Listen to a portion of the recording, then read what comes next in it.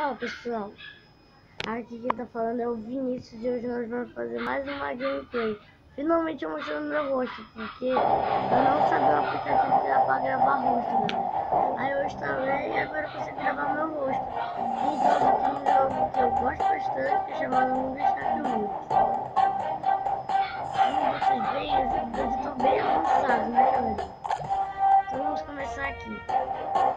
Esse é o meu tubarão, né? Não vou comprar nada, né? Então vamos começar aqui nesse jogo. Eu vou no Oceano Antártico mesmo, porque eu não sou muito fã da praia. Então vamos começar.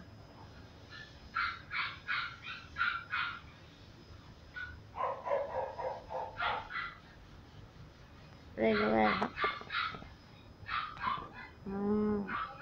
Tá. Leva assim mesmo. Cala a boca. Eu tava gravando, seu abestado.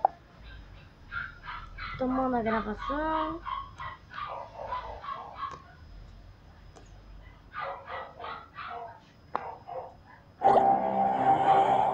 Vamos começar.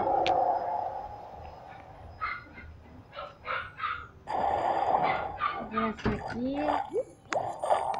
Não tô saindo da jaula. Pegando fogo, bicho.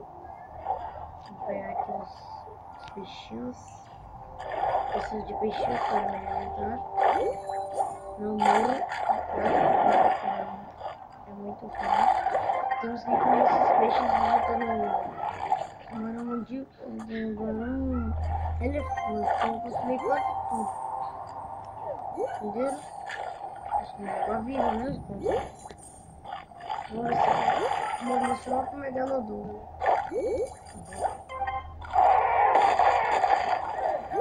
Então aqui tem o máximo possível pra encontrar em 60 FPS aqui a gravação. Deixa eu contar.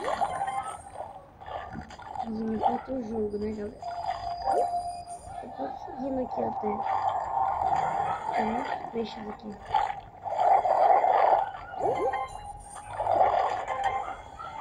Legal, né galerinha?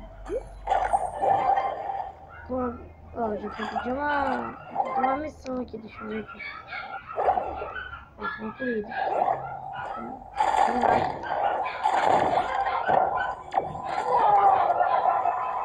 Vamos lá, galera. Minha pontuação aqui é de 20.000.